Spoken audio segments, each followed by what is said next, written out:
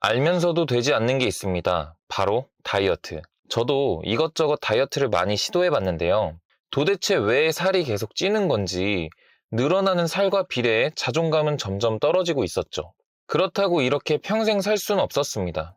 어떻게 해야 살이 건강하게 빠지고 요요가 오지 않을 수 있는지 공부를 시작했습니다. 그리고 제가 내린 결론은 저강도, 긴 시간, 그리고 꾸준한 유산소 운동, 즉 저깅꾸 운동이었습니다. 오늘은 제가 저깅꾸 운동을 40일 동안 했을 때 나타난 인바디 변화와 저와 같은 초보자분들에게는 어떤 운동이 저깅꾸를 하기에 가장 효과적인지 말씀드리도록 하겠습니다. 저깅꾸가 왜 요요가 없는 다이어트냐 하실 수가 있는데요. 저강도로 긴 시간 운동을 하게 되면 몸에서 체지방을 분해하고 이것을 한 달 이상 꾸준히 했을 시 세포 속 미토콘드리아의 양이 많아지게 됩니다. 이는 우리를 지방을 더 잘 쓰는 몸이 되게 만들고 그래서 살은 더 잘 빠지고 요요는 잘 오지 않는 몸이 되는 것이죠. 이것은 이전 영상을 참고해 주시면 감사하겠습니다. 실제로 올해 7월 17일 날 측정한 저의 인바디 결과입니다. 체중이 97kg, 골격근량이 38.3kg, 체지방량이 29kg이었죠. 이때는 제가 계속 살이 찌고 있었어요. 도저히 식단 조절을 할 자신은 없었기 때문에 먹는 건 일단 그대로인 상태에서 저강도로 긴 시간 꾸준하게 운동을 시작했습니다. 약 40일이 지난 8월 27일 측정한 인바디입니다. 사실 저도 진짜 많이 놀랐는데요. 무려 4.4kg이 감량이 되었습니다. 골격근량이 0.8kg 빠지긴 했는데 체지방량이 2.7kg 빠진 거에 비하면 상대적으로 많이 빠지지는 않았더라고요. 물론 아직은 과체중 비만형 C자로 몸평은 동일하게 받았습니다. 체지방률도 1.5% 빠졌는데 신기했던 것은 내장지방 레벨이 2단계나 낮아져 있었습니다. 인바디가 제 몸을 완전히 정확하게 측정하진 않겠지만 저에게는 꽤나 의미 있는 감소였습니다. 그리고 기초대사량이 감소는 했지만 체중이 감소하면 기초대사량은 자연스럽게 떨어지거든요. 이 감소 폭이 중요합니다. 몸무게별 기초대사량을 계산하는 공식이 있다는 것을 알고 계신가요? 해리스 베네딕트 방정식과 미프린 세인트조르 방정식 두 가지가 있는데요. 제가 33살에 키가 181이거든요. 더 정확하다고 알려진 미프린 세인트조르 방정식으로 계산해보면 97kg일 때는 1941kcal가 나오고 92.6kg일 때는 1897kcal가 나와야 정상입니다. 다이어트를 반복한 저의 몸은 기초대사량이 떨어져 있는 상태인 것을 알 수 있었어요. 지금도 정상적인 상태에 비해 기초대사량이 떨어져 있긴 하지만 얼마나 떨어져 있는지 비율로 따져보면 97kg일 때는 정상에 비해 5.3% 낮은 상태, 92.6kg일 때는 정상에 비해 5% 낮은 상태로 상대적인 기초대사량은 증가한 것을 알 수 있었습니다. 그런데 제가 대단한 운동을 했을까요? 아니요. 저는 누구나 하고 있는 실내 자전거를 40일 동안 탔습니다. 매일은 못 탔고 일주일에 4번은 탔던 것 같아요. 대신 한 번 타면 최소 45분, 대부분 1시간을 타줬습니다. TV 보면서 타면 은근히 1시간은 금방 가더라고요. 사실 유산소 운동은 다양하죠. 꼭 실내 자전거가 아니어도 비슷한 결과를 얻을 수는 있을 겁니다. 대표적으로 달리기가 있습니다. 그러나 달리기는 저와 같이 몸이 무거우신 분들은 발목과 무릎에 무리가 많이 오는 운동입니다. 또 몸이 무거우면 살살 뛴다고 해도 저강도로 운동하기가 쉽지가 않죠. 초보자에게는 쉽지 않은 운동인 게 사실입니다. 실제로 자전거를 타는 것도 생각해 봤는데요. 자전거도 몸이 무거울수록 운동 강도가 올라갑니다. 게다가 매일 퇴근하고 자전거를 타기에는 시간과 공간도 마땅치 않은 단점도 있었습니다. 걷기도 좋은 운동입니다. 다만 운동 강도가 상대적으로 낮은 운동이고 밖에 나가는 것이 귀찮은 분들에게는 맞지 않은 운동이죠. 실내 자전거는요, 몸이 무거워도 가볍게 운동을 할 수가 있습니다. 정확한 세팅 값으로 저강도 운동을 하기에 무릎, 발목에 무리가 오지 않았어요. 게다가 밖에 나갈 필요도 없고 저의 경우는 원래 TV 보는 시간에 실내 자전거를 탔기 때문에 따로 시간을 내서 운동할 필요가 없었습니다. 밖에 나가야 하면 날씨 핑계를 대고 운동을 미루거나 했을 수도 있을 것 같은데 그럴 일도 없고 TV 보는 생활 루틴을 바꾸지 않고 실내 자전거만 첨가했기 때문에 습관을 형성하기도 쉬웠던 것 같습니다. 실내 자전거 종류도 다양합니다. 대표적으로 스핀바이크와 헬스바이크가 있는데요. 스핀바이크는 무거운 휠이 달려있고 그것을 돌리는 원리여서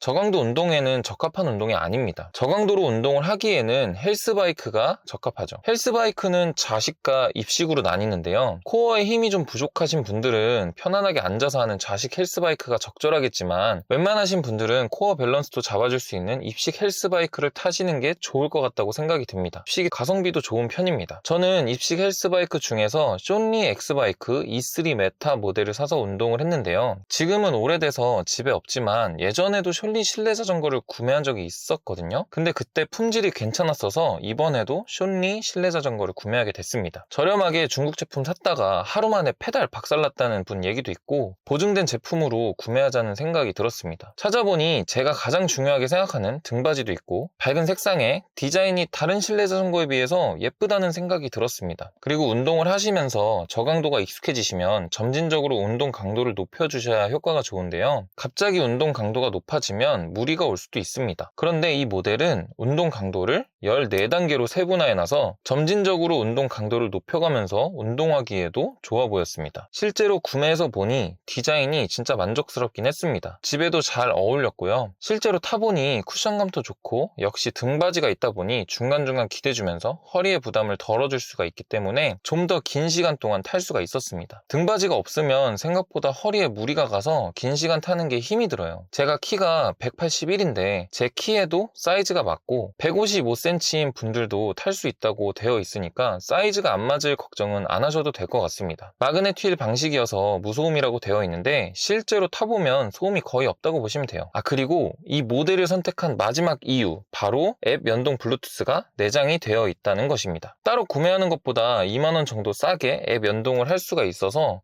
바로 이거다 싶었습니다. 이 제품을 더 알아보고 싶은 분들은 아래 고정 댓글을 참고해 주시면 감사하겠습니다. 굳이 이 제품을 사지 않더라도 실내 자전거를 구매하셔서 저강도로 긴 시간 꾸준한 유산소 운동 실천하셔서 체지방을 분해하는 몸으로 한 걸음 다가가시길 진심으로 바랍니다. 그리고 그 과정에서 제 채널에 업로드되는 영상을 함께 시청해 주시면 조금이라도 도움이 되실 것 같습니다. 지금까지 운동으로 건강한 삶 만들기 운건삼이었습니다.